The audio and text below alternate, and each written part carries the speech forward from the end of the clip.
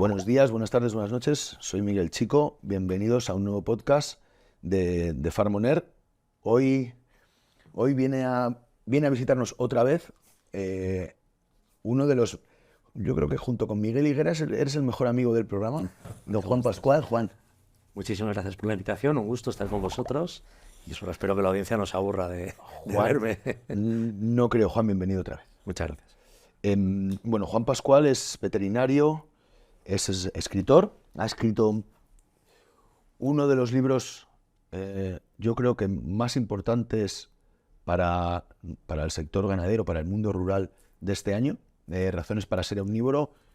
Aquí abajo os aparecerá dónde tenéis que escribir. Ya sabéis que, no sé si lo sabéis, los 5 primeros que nos escriban recibirán un libro. En el anterior fueron los 10, pero se nos están acabando ya los recursos, Juan, en la agencia. Y bueno, además de esto, es responsable para Iberia, Francia e Italia de Elanco, del laboratorio Elanco, y bueno, un erudito, un estudioso, un luchador por el sector agroalimentario y desde hace un tiempo un amigo. Así que, Juan, gracias por venir otra vez. A vosotros de verdad la invitación y por tus palabras tan amables. Que no dejan de ser verdad. Yo, cuando te conocí, que ya sabes que te conocí por un post en LinkedIn, y como ya sabes que no tengo mucho criterio, pues cuando me llaman a alguien no me corto y veo algo que me gusta y digo, me gustaría mucho que vinieras aquí.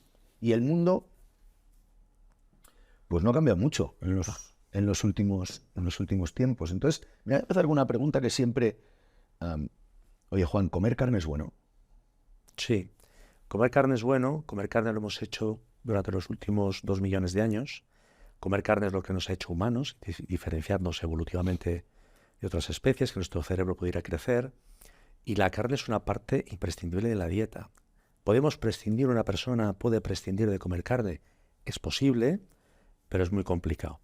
Tiene sus riesgos, no lo digo yo, lo dicen más de 10 asociaciones médicas de todo el mundo y de primer nivel, porque ponemos en riesgo nutrientes clave como son pues, las vitaminas del grupo B, vitaminas como por ejemplo la vitamina D, ponemos en riesgo minerales como el hierro, el zinc, aparte ponemos en riesgo pues unos placeres gustativos para quien le guste, que son importantes, y ponemos en riesgo otra cosa muy importante, y es la parte ecológica. Es decir, los animales de producción cumplen una labor ecológica fundamental.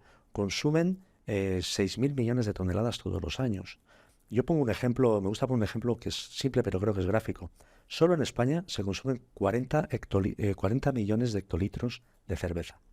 Para hacer un litro de cerveza, 5 litros de cerveza, nos hace falta 4 litros de cerveza, 1 kilo de cebada. Traduciendo esos hectolitros en cebada, es 1 millón de toneladas, más o menos. Traduciendo eso en camiones, según entre el tipo de camión, entre 50 a 60.000 camiones. Y si los ponemos en línea recta, son casi 1.000 kilómetros de camiones. Eso se comen las vacas solo de la cerveza de la cebada, que ya no tiene otro uso, que sin vacas deberíamos echar en un vertedero. Lleva eso al porcino, lleva a todas las especies. Es que tiene un factor ecológico en la ganadería fundamental y es totalmente desconocido. No es desconocido, lo que pasa es que no se pone en valor, ¿no?, del reciclaje. El reciclaje que se ha industrializado, ¿no?, que siempre ha existido. Cuando teníamos animales en casa se reciclaba de la misma manera. Ahora que nos hemos tecnificado ese reciclaje, ¿no? Exacto. Es parte de lo mismo. Bueno, pues mira, hoy aprovechando que has venido y aprovechando tu saber enciclopédico, vamos a hablar de muchas cosas. Una de ellas que quiero que empecemos a hablar, vamos a intentar desmontar algunos mitos, ¿vale? Que hay unos cuantos en ganadería. Muchísimos. Todo esto, ya siempre que hablamos tú y yo, todo esto no parte de defender que seamos perfectos, No. sino parte de defender que estamos trabajando cada día para superar y para mejorar acorde con las necesidades que tenemos como sociedad, ¿no? Entonces, vamos a hablar del primer mito, que son las emisiones ganaderas, ¿vale? Hay asociaciones animalistas y personas individuales que defienden que la vida salvaje es una vida mejor para el planeta, es una vida más sana para el planeta, la vida animal salvaje. Sin entrar en consideraciones numéricas de cuánta gente se puede alimentar de esa manera, no voy a entrar en esa. ¿Qué afecta más a nuestro planeta? ¿Qué afecta más a nuestro planeta? ¿Esa vida salvaje, hablando en kilos, o una ganadería industrial tecnificada como la que existe hoy, por ejemplo, en Europa? Sí. Bueno, en emisiones, cuando hablamos de emisiones, primero hay que ir a las fuentes de referencia. Porque si no habla de emisiones cualquiera, y la fuente de referencia es la FAO. O sea, el IPCC, el Panel Intergubernamental para el Cambio Climático, bebe de la FAO. Entonces la FAO es la referencia. Y la FAO dice que las emisiones ganaderas en el mundo son del 11.2% del total. Es decir, eso no quiere decir que no tengamos que bajarlas, no tenemos que trabajar para ello, pero que no son la gran parte del problema. Eso es lo primero que hay que matizar. Y además en ese porcentaje están las emisiones directas e indirectas. El transporte. Tiene transporte solamente, hasta hoy, están medidas las directas, no las indirectas. Entonces hay que matizar eso porque hay mucha propaganda alrededor de este dato. Y Sí, o sea, estamos hablando, cuando hablamos de indirectas, quiere decir todo lo que hace falta también para llevar ese filete a tu supermercado, ¿no? Exacto, es decir, las directas son las que salen del animal y las directas en transporte son las que salen del tubo de escape de un avión o de un coche, y las indirectas todo lo necesario para construir ese coche, para construir las refinerías de petróleo que van a hacer gasolina para ese coche, y en las ganaderas, pues el tractor que recoge el pasto para lo que sea, ¿no? Entonces es para matizar. Entonces, y las directas son aproximadamente el 5%, por matizar, mitad y mitad. Claro, cuando hablamos de ganadería menos desarrollada, menos tecnificada, ¿cuál es el problema de esa ganadería? Es que por output, por kilo de producto producido, litro de leche, etcétera, las emisiones son mucho más altas. Lo voy a ejemplificar es decir, la producción de una vaca de Estados Unidos es equivalente a la de 7 vacas en México o a la de 20 vacas en la India. Entonces, 20 vacas en la India tienen que vivir, hacer su digestión, funcionar su corazón, es decir, gastar energía y emitir, cuando todo eso lo hace en Estados Unidos una vaca. Por lo tanto, la producción o las emisiones por litro de leche, y de hecho han bajado muchísimo, por litro de leche en Estados Unidos y en Europa también. Claro, cuando la gente, entiendo, desde un punto de vista romántico, dice, bueno, es que esa vaca no está tan estresada, y a lo mejor desde el punto de vista de bienestar podríamos tener otra discusión. Yo creo que tampoco, pero luego hablaremos de bienestar.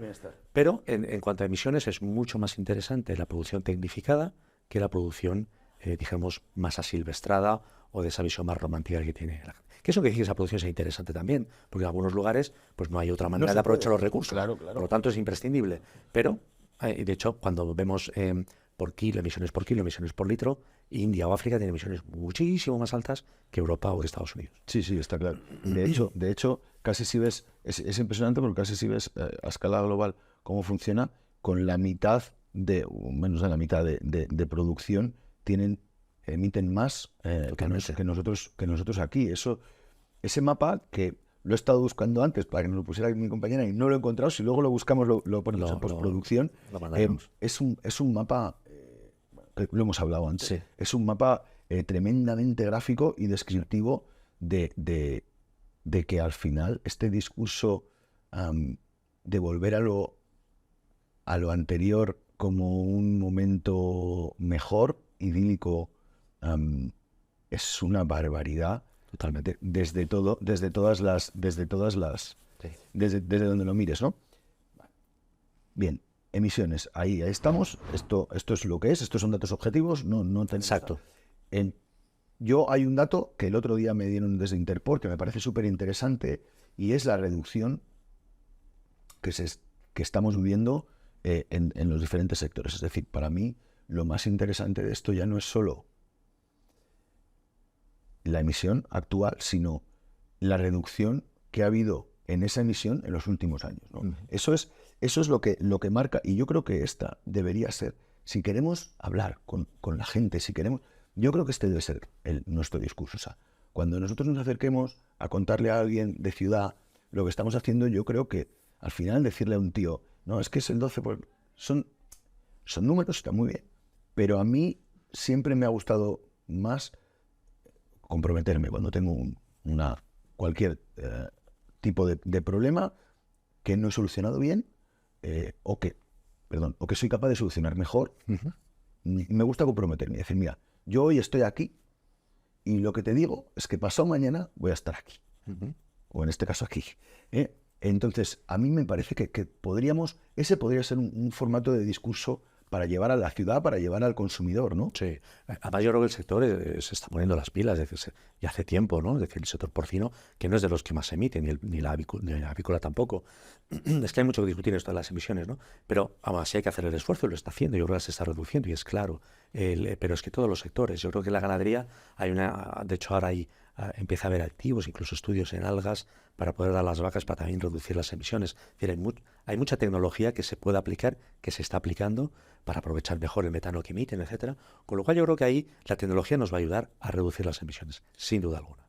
Es muy interesante eso, porque al final seguimos, o sea, este es el camino que estamos emprendiendo para poder alimentar a 9.000 millones, 10.000 millones de personas, y yo no, vamos a dejar esas reflexiones para el final, pero no sé si hay otra forma de enfrentar la alimentación de la gente hoy.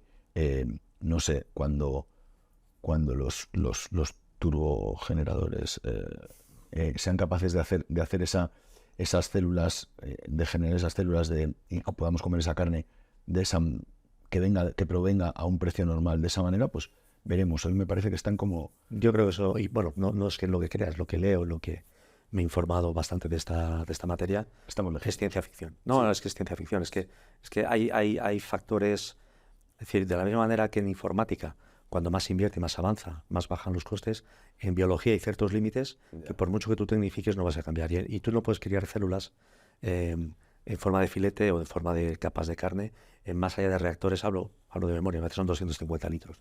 Entonces tienes que hacer reactores o sea, hay un estudio muy interesante que lo encargó el gobierno estadounidense, está publicado, es público, lo hizo un ingeniero, y lo que vino a decir es que para dar de comer al 1% de la humanidad con esa tecnología, habría que multiplicar por 22 veces El espacio. No, toda la industria farmacéutica de hoy debería multiplicarse lo que está ocupando 22 veces para dar de comer al 1% de la población. Es decir, ciencia ficción, un nicho minúsculo, y no va a pasar de ahí. Yo estoy convencido que no va a pasar de ahí. Y no va a pasar. Bueno, yo no sé, o sea, el tiempo, sabes que al final las cosas pueden ocurrir. Lo que está claro es que no, seguramente tú y yo no lo vayamos a ver, ¿no? A pesar de que somos muy jóvenes. Juan, a pesar de que somos muy jóvenes. No, sí, que la esperanza de vida tal, pero no. Es que yo creo que eso no va a llegar de manera impactante. Vale, venga, otro mito. Los nitratos, ¿se nos culpa? Ya, llevo 3 semanas, hace 3 semanas que queremos hacer una granja en un pueblecito de Burgos, y me empezaron a contactar por LinkedIn algunos vecinos, bueno, no vecinos, veraneantes de la población, al principio muy educados, de la misma manera les contesté, pero desde luego muy mal informados de lo que ocurría. A los primeros mails respondí tratando de explicar los datos, ¿no? Después ya me fue imposible porque se entró en un terreno pantanoso en el que a mí me cuesta mucho navegar, me cuesta mucho navegar la estupidez humana. O sea, no, quiero decir que cuando no sabes, en general, es mucho mejor estar callado o aplicar argumentos en los que te sientas cómodo, no aplicar argumentos. Entonces, uno de los argumentos que me daban eran los nitratos, bueno, otros eran los olores.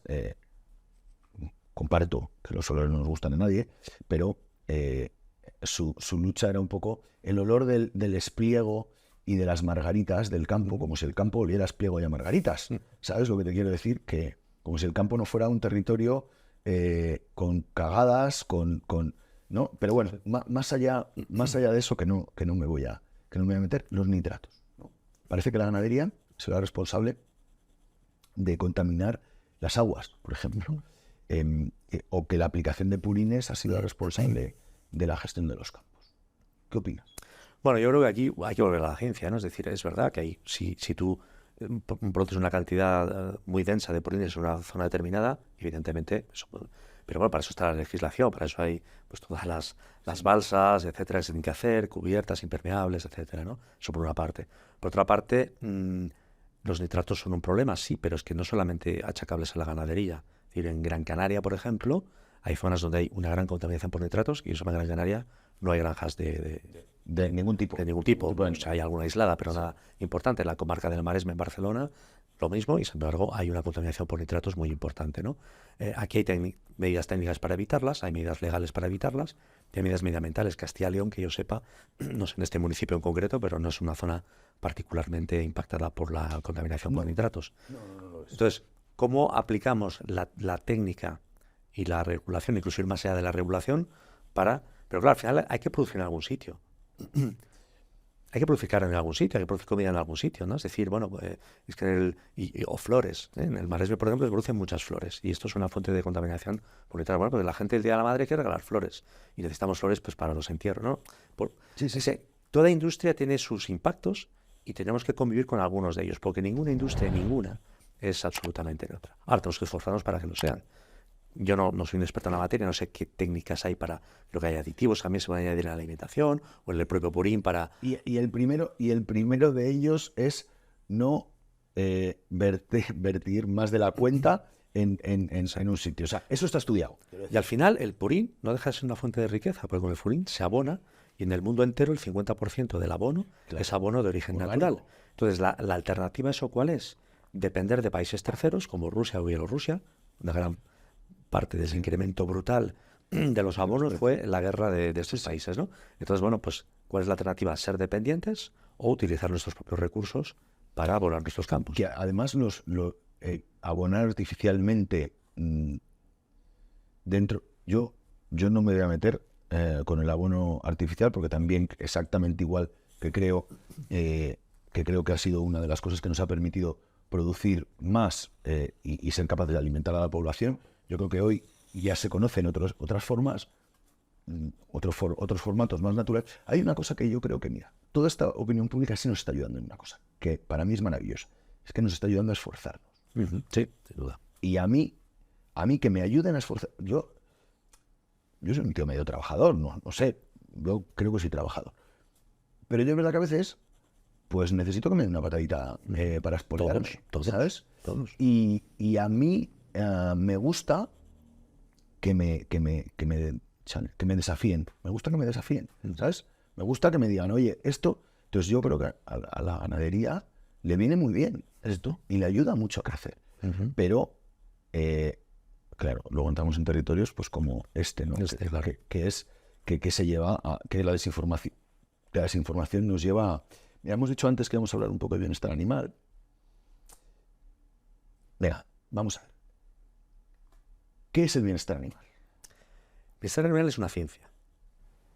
Una ciencia, y la primera cátedra se creó en la Universidad de Cambridge en el año 86, el profesor Donald Broom se llamaba, y es una ciencia. Entonces, claro, cuando la gente opina tan alegremente de qué está bien o qué está mal en el bienestar animal, con lo difícil que es diagnosticar precisamente por qué un comportamiento determinado se debe a una situación de bienestar o no, y por qué, cuál es la causa, es tremendamente complejo. Los experimentos que hacen los veterinarios que dedican a eso son maravillosos, algunos por la imaginación que le echan para poder leer para entender lo que el animal quiere o lo quiere. Exacto, ¿no? Entonces, el bienestar, pues depende, es muy relativo, pero hay criterios objetivos para medirlo. Entonces, una vez más hay que ir a los expertos, porque además hay cosas muy un perro en un apartamento, ¿no? Hay que sacarlo y dejarlo suelto. O sea, algunos dirán sí, porque el perro pues huele el entorno, pasea, tal, no sé qué. Y otro dirá, pues no, porque lo puede atropellar un coche o un niño le puede echar una pedrada, en fin. ¿Qué es bueno, qué es malo? Pues depende del dueño, depende de dónde viva, depende de tantos factores que cuando hay gente que sin saber pontifica, es que las gallinas están mal o están mejor de esta manera que de esta otra, o los cerdos. Es que las cerdas en jaula, bueno, primero, no están todas bien en jaulas. Están por una razón, porque se aplastan a los lechoncitos. Entonces, fíjate, esto es un desconocimiento y la gente opina y entonces el bienestar animal, por responderte, es una ciencia y debería estar en manos de los científicos. Mira, yo estuve aquí hablando con la doctora Débora Tempel, que es una experta. Sí, la conozco. Fue una conversación estupenda. Sí, la vi. Porque Débora es una profesional que sabe mucho de lo que hace, ¿no? Y me corregía mucho, ¿sabes? Me corregía mucho. Aquí menos ya, porque ya había hablado con ella antes y me daba... Claro, es que al final, efectivamente, todo, en una ubicación determinada, cambias muchas cosas, ¿no? Tú dices, ¿los animales están mejor dentro o fuera? Pues hombre, a menos 15 grados. A menos 15 grados en Soria, el 10 de enero, están mejor dentro. Claro. No te quepa ninguna duda. Claro. A 44 grados en Sevilla, el 10 de junio, están mejor dentro. No te quepa ninguna duda. Con comida, agua y no sé qué, están mejor dentro. No te quepa ninguna. Ahora, a 19 grados, con un arroyo pasando alrededor, sin buitres y animales yendo por encima, están mejor fuera. Claro. Sin ninguna duda. Claro. Entonces, esto, al final, mira, estaba hablando con Miguel Ángel el otro día, con Miguel Ángel Higuera, y Miguel Ángel y yo, claro, porque al final todo esto se trata de poner datos objetivos. Porque si no, ¿cómo lo haces? Al final, tú dices, no, vamos a mejorar el bienestar animal de quién. Con esto que has dicho de las ceras, por ejemplo, ¿qué bienestar animal estás mejorando? Claro. ¿El de las ceras o el de los lechones? Claro. Porque lo que va a pasar sin ninguna duda es que van a aumentar los muertos. Los aplastados. Los aplastados. Eso no hay, no hay ninguna duda de eso. Sí, sí. Bueno, entonces, ¿dónde está el bienestar? ¿Qué bienestar animal medimos? Claro. ¿No? ¿Y cómo medimos? Es un tema complicado. Lo que sí que está claro es que, desgraciadamente, yo creo que todo esto lo tenemos que llevar a datos objetivos que tienen que ver con sostenibilidad del animal, pero con sostenibilidad económica. Totalmente. Y luego, claro, es que muchas veces la otra parte no escucha o no quiere escuchar, porque tiene sus ideas, sus apriorismos y sus ideas preconcebidas, ¿no? Entonces es muy complicado. Y luego hay que intentar, quizá, en el tema de la comunicación, porque la ciencia está ahí y es clara. El tema de la comunicación, quizá poner ejemplos, no sé, más del día a día, ¿no? Es decir, pues si usted fuese una vaca y estuviera de parto, ¿dónde le gustaría estar? ¿En mitad de la montaña, de noche y a 7 bajo cero? ¿O en una granja, con el veterinario, con una cama de paja? Y ya, no digo que va a estar a 22 grados, pero a lo mejor está a 12. Pues un poco porque al final es inevitable humanizar. Al final el ciudadano medio, que no es experto en la materia, humaniza, ¿no? Entonces quizá tengamos que buscar ese tipo de ejemplos, no lo sé. Es que pero es que ¿sabes lo que pasa? Que nos creemos que los animales son como nosotros, y que quieren viajar y estar... ¿Sabes lo que te digo? Sí. Y al final parece que la comida y el agua y la salud, o sea, la salud física, comida y agua, decía Débora, son como 3 premisas que hacen a los animales renunciar a casi todo, lo demás, ¿no? Entonces, claro, pero y a nosotros también, te quiero saber lo que te digo. Bueno, en la comida, por supuesto. Que, claro, que al final nos hemos movido toda la vida a donde hemos podido comer. Exacto. Y a donde hemos estado calentitos. Y por eso nos vinimos a vivir por aquí y nos fuimos de Siberia. Que es la migración de las aves o de los animales, es eso. Tal cual. Entonces, es un tema que a mí, a mí me hace especial, me resulta especialmente interesante porque entra en unos terrenos subjetivos, siempre.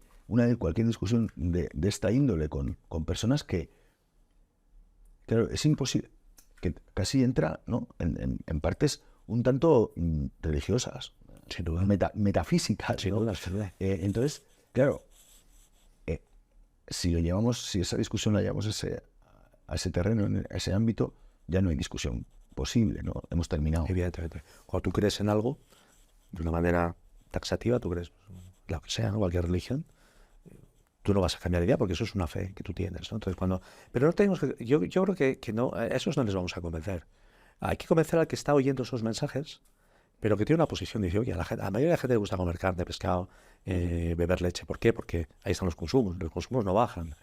Entonces, bueno, pues ese que quiere sentirse cómodo bebiendo leche o comiéndose un jamón y que el otro viene y le cuenta una historia religiosa, pues hay que contarle una historia informada. Bueno, yo creo, efectivamente, hay que llevarlo esto a una parte informada, le hay que poner un poquito también de sal y de pimienta, ¿sabes? Hay que ponerle un poco de emoción también, porque si no las cosas se nos quedan, pues si no se nos queda, no sé dónde escuché el otro día, me lo dijo Giuseppe Aloisio, que estuvo aquí también hace poco y decía que el quinto malvado más grande de la historia del cine no se le ve y es el cazador que disparó a la madre de Bambi. De Bambi, claro. ¿Sabes? ¿Sabes? Es el cabrón, Sí. es el cabrón más grande de la historia del cine. Uno de los cabrones más grandes de dibujos, por lo menos. de la historia del cine. ¿Sabes? Peor que Freddy Krueger.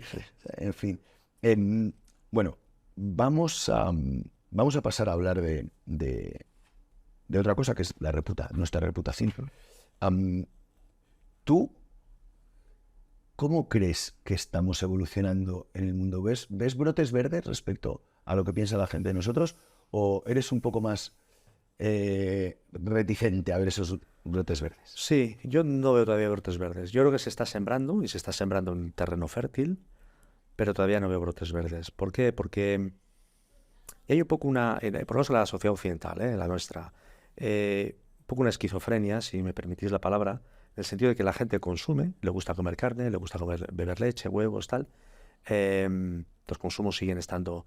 Aunque en algún país empieza... Sí, a bajar un Alemania, por ejemplo, ha bajado un poco, pero Inglaterra, que el número de gente que realmente es vegetariana o vegana de verdad es ínfimo, y hay un estudio de la Complutense de la Autónoma del año pasado, el 0,3% veganos, el 2% vegetarianos, es decir, minúsculo. Pero, yendo a tu pregunta, la reputación. Es decir, empieza a ser cool, sobre todo entre la gente joven, diciendo yo hoy no como. Luego, a lo mejor en casa me pongo un bocata de 2 plantas, ¿no? Pero con mis amigos voy a decir que no. Y ese tema sí que es peligroso.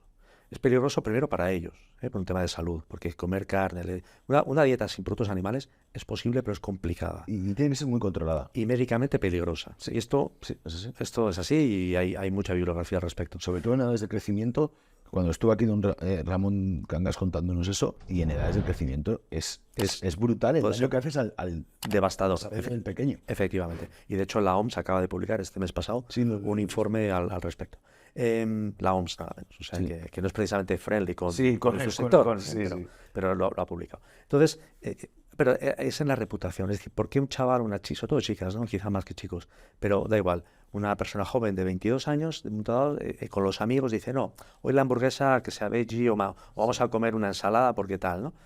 Bueno, ahí es donde yo creo que hay que trabajar. Entonces hay que trabajar en institutos, hay que trabajar en facultades, hay que trabajar en la gente joven, porque la información que está llegando en libros de texto, la información que está llegando a través del profesorado, es justamente la contraria. Es la contraria.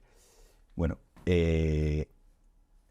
comemos lo que somos, acaba de decirnos Netflix ahora. Yo todavía no he tenido la oportunidad de ver el documental, pero parece que comemos lo que somos, quiere decir que si comemos carne, además de ser unos cabrones, nos cargamos nuestra salud, ¿no? Sí, eso es lo que me parece son cuatro capítulos, si no recuerdo mal, y bueno, es un alegato pro vegano, ¿no? Es decir, de hecho está financiado y está la persona que lo gestiona desde el punto de vista médico, es un médico conocido por sus posiciones veganas, está financiado por una asociación vegana y de hecho es muy interesante porque del estudio en sí hablan muy poco. Lo que hablan es de que la ganadería, bueno, todas las fábulas y el descrédito, ¿no?, que pueden dar sobre la ganadería, y entonces lo que hacen es insistir en eso mucho y al final hablan un poquito del estudio, que el estudio además si te lo miras, hay cosas que salen mejor, hay cosas que salen peor, porque salga súper bien para los veganos. La base es muy mala porque son una serie de parejas de hermanos veganos, gemelos, uno con dieta vegana, pero durante 8 semanas, de esas 8 semanas hay 3 donde no se controla, en fin, eso científicamente no tiene ningún valor, pero bueno, es un alegato de propaganda, ¿no? En España está el número 5 en cuanto a documental de Netflix más visto, y ahí es donde está el problema. Porque esta entrevista, pues, no sé, espero la vean varios miles de personas, pero Netflix va a llegar a millones en muchos países, ¿no? Entonces ahí es donde tenemos la dificultad, no el sector, la sociedad, porque al final no es un problema de productores, es un problema de médicos que ven. La Sociedad Española de Ginecología y Obstetricia hizo un documento alarmada por el nivel de anemia por falta de comida y de carne en chicas, ¿no? Es decir, es un problema social, pero que se está fomentando algunos por predicar su doctrina y otros por ganar cuota de mercado, ¿no? Sí. Ahí es donde está el problema. Y algunos por la pequeña victoria de ligar con la chica que tienen a la Sí, la pequeña vanidad de decir, no, yo hoy me abstengo de esto y luego en casa a lo mejor me pongo... Sí, claro, porque es que pasa, macho, que es que hay un tema aquí. O sea, estamos en un mundo que se ha dulcificado tanto, o que nos ha... bueno, a mí me parece a mí, ¿no? Que se ha dulcificado tanto que las enfermedades, la vejez, la muerte, se han separado del mundo real, las atrocidades no ocurren. Yo ayer vi a un chico atropellado por una bici, es una barbaridad y claro, hostia, es súper impactante y te choca mucho, porque no lo ves, Claro. ¿sabes? Porque, claro, yo me imagino a un tío, un veterano de la guerra de Rusia, que viene aquí, ve a un tío que lo atropellan en una bici y bueno, seguramente a nadie le gusta, ¿no?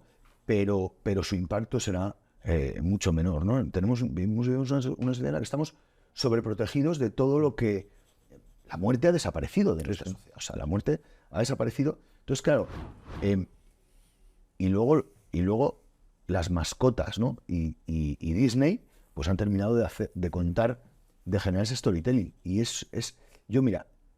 yo, sin embargo, que sí que soy optimista, creo que estoy bien. Yo sí veo muchos brotes verdes respecto a esto. Creo que la gente se ha cansado de que le adoctrinen con chorradas, creo, o siento. Es una sensación, no está basada en nada más que sensación. Sin embargo, sí que creo que es verdad, que el storytelling, desde luego, nos han pegado un palizón. Sí. Pasa que hay que centrarse en la vida, ¿no? Yo creo que al final billones de animales viven porque alguien se los va a comer. Sí. Es decir, y esos animales, la inmensa mayoría, por lo menos en nuestra sociedad, quizá en otras no tanto, pero tienen una vida que ha merecido la pena de ser vivida, porque alguien ha cuidado de ellos, alguien les ha dado de comer, alguien les ha protegido del frío, Entonces, yo creo que esos animales han tenido una vida, en general, que ha merecido la pena ser vivida. Y entonces eso es...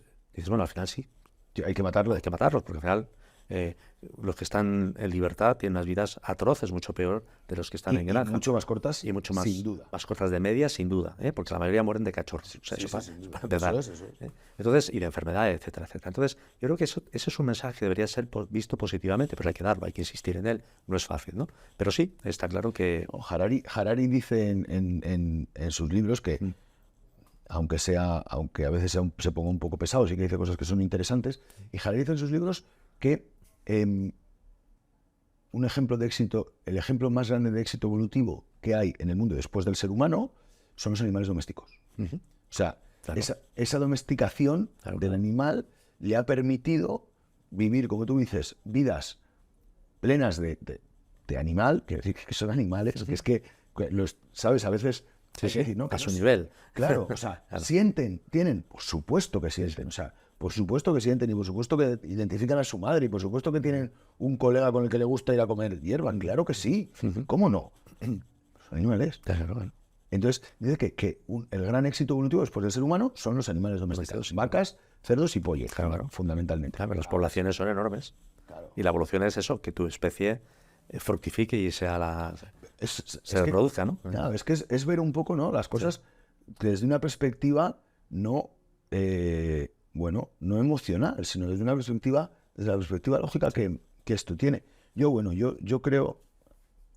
nosotros aquí desde The Farm estamos intentando, y por eso te agradezco tanto que vengas, estamos intentando, o seguimos intentando, acercar este mundo que era rural, por derecho lo era. Ahora ya no tengo tan claro que sea rural porque ni siquiera quieren algunos que sea rural. Pero estamos intentando acercarlo porque yo creo que todo esto parte de una cosa, bueno, parte de muchas cosas, ¿no? Pero hay una desconexión tan grande. La gente, se lo contaba el otro día a Miguel Ángel, leí un chiste, no sé dónde, que tiene cierta gracia. Dice, mira papá, un padre con su niña andando por... Mira papá, alguien ha colgado las naranjas del supermercado en este árbol, ¿no? Sí, lo vi. Sí. Entonces dices, coño, es un poco verdad esto. Es un poco verdad, sí. Yo creo que la labor que hacéis aquí es muy importante, por varias razones. Primero, por la batalla hay que darla. Segundo, porque veamos los brotes más verdes o menos verdes, pero hay que sembrar, hay que estar ahí. Y porque nunca sabes quién te escucha. Y yo creo que la palabra, siempre hay alguien que escucha. Y siempre hay alguien que puede matizar, moderar, cambiar su opinión, ¿no? Entonces yo creo que eso es fundamental. Es largo, es tedioso, no va a ser, bueno, tedioso no, pero es largo, es difícil, a veces te das contra un muro, pero vale la pena. Yo creo que merece la pena y la labor que hacéis aquí con estas retransmisiones y con estos vídeos creo que es muy, muy importante.